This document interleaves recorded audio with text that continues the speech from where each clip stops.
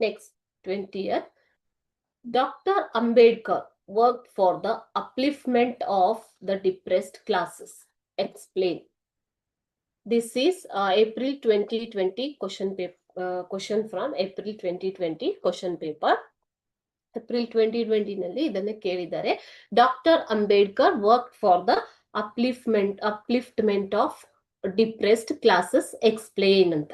Okay, doctor Ambedkar ಅವರು ಕೆಳವರ್ಗದ ಅಥವಾ ತುಳಿತಕ್ಕೊಳಗಾದವರ upliftment ಉನ್ನತೀಕರಣಕ್ಕಾಗಿ ಶ್ರಮಿಸಿದರು, ಕೆಲಸ ಮಾಡಿದರು ಅಂತ ವಿವರಣೆಯನ್ನ ನೀವು ಕೊಡ್ಬೇಕು. ಯಾವ ರೀತಿ ಕೆಲಸ ಮಾಡಿದರು? How did he work for the upliftment of depressed classes? The answer is Dr. B.R. Ambedkar was impressed by the life and work of Mahatma Phule. Dr. B.R. Ambedkar was influenced by or impressed by the work of Mahatma Phule, the votary of classless society. So, Ambedkar decided to devote all his time and talents for the unprivileged.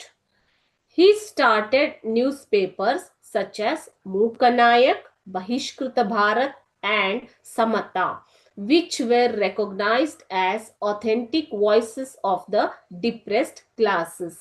Likewise, institutions started by him, the Hitakarini Sabha and the Independent Labour Party of India, became vehicles of change. This is the answer. Okay, so how can you say that he worked for the upliftment of depressed classes? Here, Dr. Ambedkar was impressed by the work of Mahatma Phule, who was the voice of the depressed classes or classless society. Okay, he started after impressed by the work of Mahatma Phule, he started newspaper. Which were the newspapers started by Dr. B.R. Ambedkar? Mukanayak, Bahishkruta Bharata and Samata.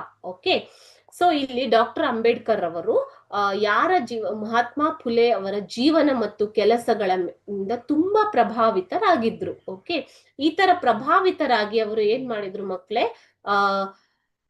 ತಮ್ಮ ಎಲ್ಲ ಸಮಯ ಮತ್ತು talent, ತಮ್ಮ ಎಲ್ಲ ಸಮಯ ಮತ್ತು ಪ್ರಭಾವವನ್ನ ಅವರು ಏನ್ ಮಾಡಿ, ಪ್ರತಿಭೆಯನ್ನ ಕ್ಲಾಸ್ಲೆಸ್ ಸೊಸೈಟಿ ಅಂದ್ರೆ ಯಾರು ಸಮಾಜದಲ್ಲಿ ತುಂಬಾ ಕೆಳಸ್ತರದಲ್ಲಿದ್ದಾರೆ ಅವರ ಒಂದು ಉನ್ನತಿಗೋಸ್ಕರವಾಗಿ ತಮ್ಮ ಸಮಯ ಮತ್ತು ತಮ್ಮ ಪ್ರತಿಭೆ ಎರಡನ್ನೂ ಕೂಡ ಮೀಸಲಿರಿಸೋದಿಕ್ಕೆ ಡಿಸೈಡ್ ಮಾಡ್ತಾರೆ. ಓಕೆ, ಡಿವೋಟ್ ಅಂತಂದ್ರೇನು? ಮೀಸಲು ಇರಿಸುವುದು.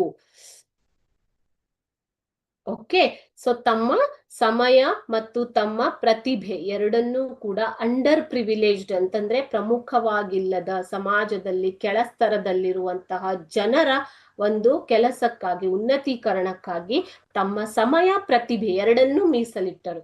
ಹಿ ಸ್ಟಾರ್ಟೆಡ್ ನ್ಯೂಸ್ ಪೇಪರ್ಸ್, ಅವರು ದಿನಪತ್ರಿಕೆಗಳನ್ನ ಪ್ರಾರಂಭ ಮಾಡ್ತಾರೆ. ಯಾವುದು?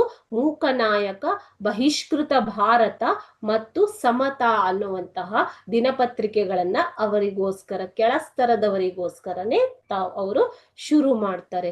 Which were recognised as authentic voices of the depressed classes. ಈ ಪತ್ರಿಕೆಗಳು ಡಿಪ್ರೆಸ್ಡ್ ಕ್ಲಾಸಸ್ ಅಂತಂದ್ರೆ ಅಧಿಕೃತ ಕೆಳವರ್ಗದವರ ಅಧಿಕೃತ ಪತ್ರಿಕೆಗಳಾಗಿ ಹೊರಹೊಮ್ಮುತ್ತವೆ. ಯಾವುದು?